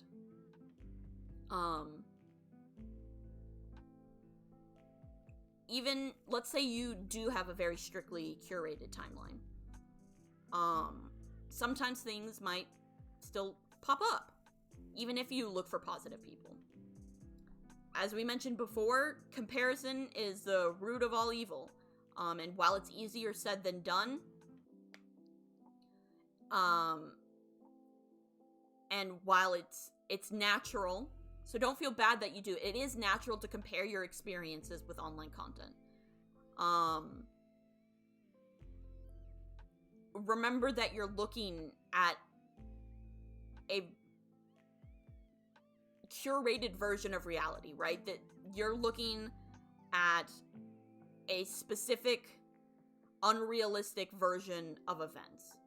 Even without filters or whatever, individual users, and organizations carefully select what they want the world to see, right? To protect your mental well-being, treat social media like a movie, through the lens of entertainment rather than reality. And the reason that this is so important is because you need to understand how your brain works, right? For your brain, seeing is believing. Even if you know intellectually that a photo has been heavily photoshopped, it's difficult for your brain to make that distinction. And as humans, we respond very strongly to visual stimulants. Most of us are compelled to keep scrolling, even when those images make us feel insecure or not good enough. And as we mentioned before, social media also can easily become a dopamine addiction, and you get reeled in by that feel-good hormone that kicks in whenever you're using social media and that you get a like or a share or a comment, and gives you that hit of dopamine, right? Understanding that plays an important role in how you use social media is an important part of safe social media consumption, okay? Yes, you're the director and producer. Fire employees you don't like, i.e., you're the director of your feed. Remove the people you do not like and bring people that you do.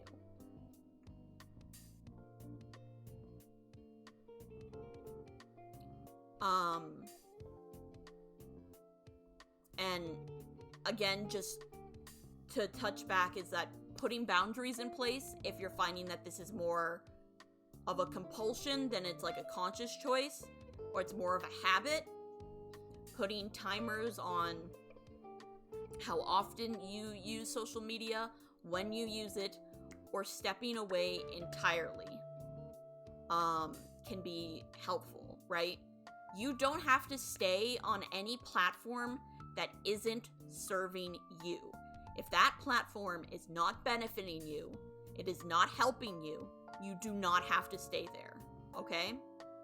You have no obligation to your friends, to your followers, to anyone. If it is making you feel bad, and if it is not serving you, you can step away from it, right? You don't have to even delete your account. You can just take a break, right? And when you come back, if you come back, you might want to consider starting from scratch, right? You can unfollow everything and everyone, and then start over with a more selective view. Also, the fewer accounts you're subscribed to, the less time it will take you to get quote-unquote caught up, which plays into, you know, FOMO, of the fear of missing out, being like, oh, well, I have to keep looking, I have to stay up to date with what everyone's doing. You're not obligated to follow anyone, right? I know on Twitter a big follow for follow thing is pretty big, but you don't need to feel obligated to do that, okay? Right? Only follow people or things that you're interested in. And I mean really interested in. Because the more people you follow, the more you have to get caught up on, and the more likely you are to fall into that FOMO trap, right? A temporary feeling or temporary fear of missing out is a small price to pay for improved mental health, right? And yes, exactly, as Commodore says, you can block words on Twitter, right? So not only can you block people, or you can block words, topics, things that you know are more likely to negatively affect you. You could block political words, you could block like words like harassment or slurs. And so yeah, if you see you have a tweet that has a blocked word in it, you know to just avoid it. You don't need to see it, right?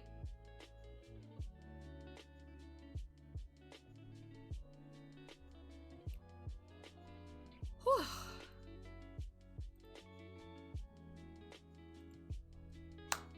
But yeah, that's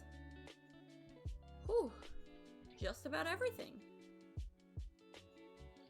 I only follow sub to people to support. I don't really need to keep up with everyone, and that's a good way to look at it too. If you want to have two separate accounts, one that's a support account and one that's an account that you like actually check, you can do that too, right? Thank you for the hydrate and the stretch.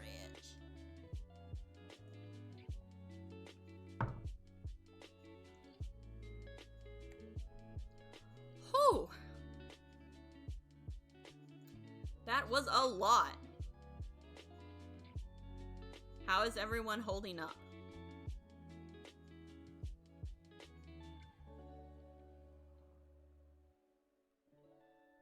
But just a quick recap. Social media news sites are geared towards promoting negative news. And so the best thing you can do to combat that is to be mindful of your feeds and to curate them, right?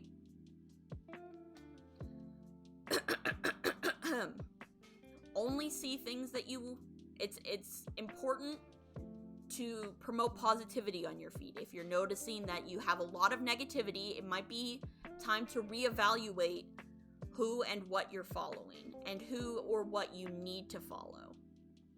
And if you find it to still be a problem, there are apps to help you limit your usage and track when you find the time that you're using it. To be mindful of in what emotional state you're in when you're going to use social media, and that if it's not benefiting you or serving you in any way, that it's okay to step away.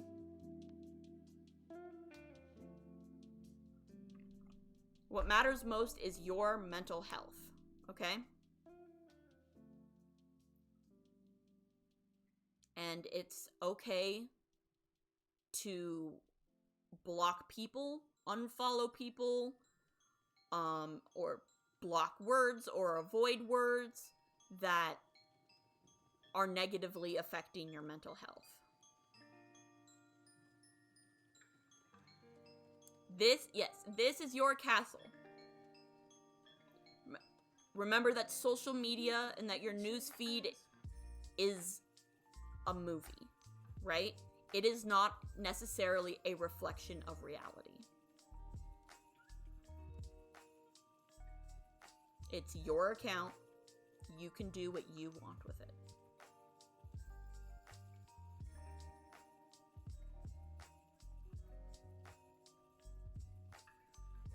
Whoo! That was a lot of talking. My throat is so sore. Movie? Yeah, I know. Big shocker. Movies are not a reflection of reality. Could have fooled me.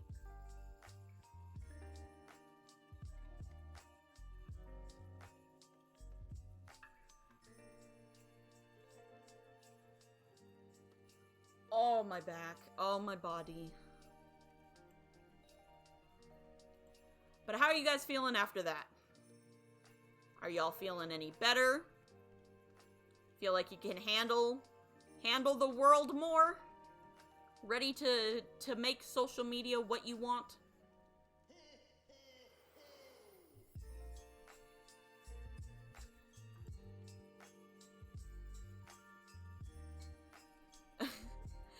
Well, reflections aren't as accurate. Maybe it's a pond with a lot of algae and pond ripples. Maybe. Feel good? That's what I like to hear.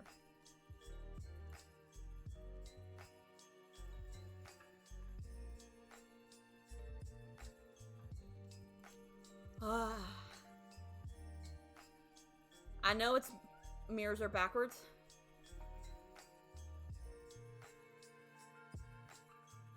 Yes. Yes, they are.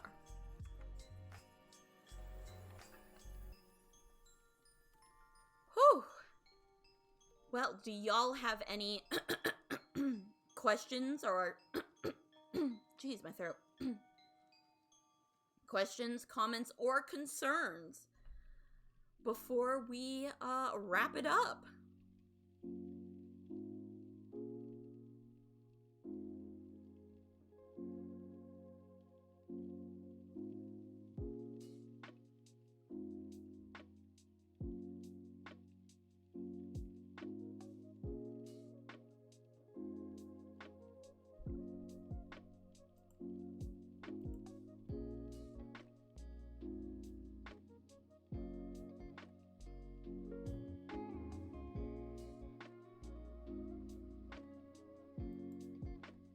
I just now noticed that my chat is kind of unreadable.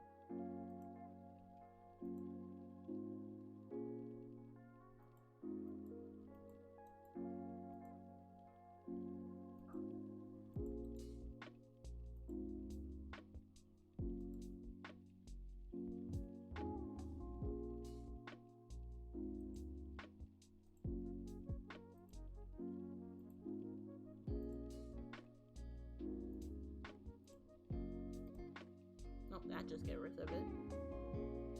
Not really, though. I do have one question for after stream. Oh dear. Is it a long question?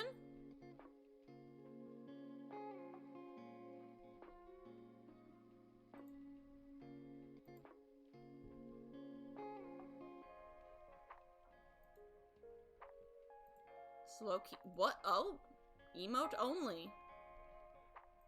Okay.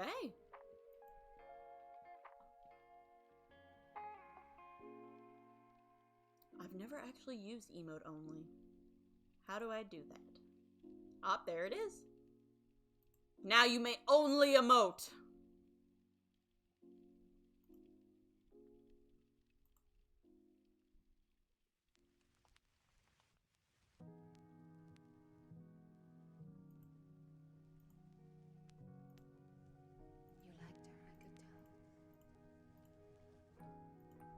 know. It's okay. She's real. Oh, that is certainly an emote choice. Okay. No, that just gets rid of the box. That's not helpful. How make chat more readable?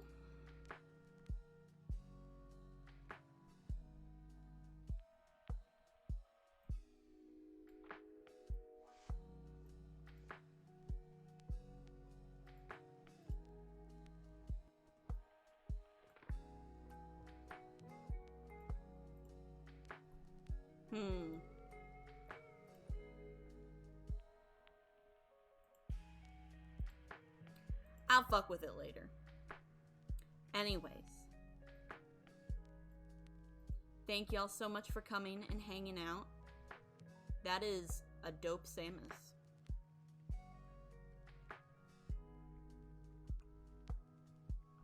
Illuminati indeed. Wait, can I type? Wait.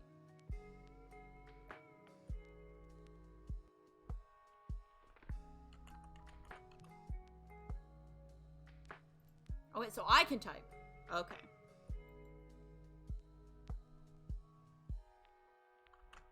Well, I think we shall wrap it up here. Why don't we drop in on our good friend 𝒮𝓄𝓤𝓘𝒾𝒷𝑒. Raid. Working. Great.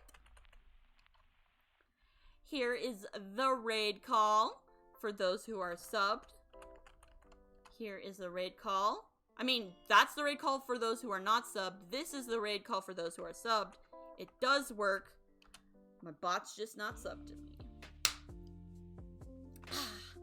Thank y'all so much for coming and hanging out with me.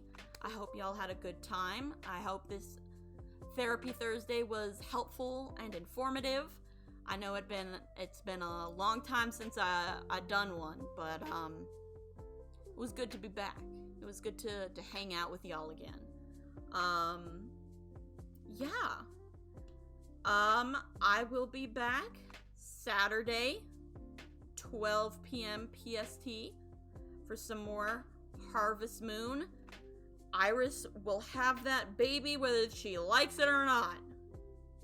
We're gonna get that baby. So, I hope to see y'all then. But if not, I hope y'all have a great rest of your morning, night, noon, evening, afternoon, whatever it is where y'all are. And I'll catch y'all next time. Bye!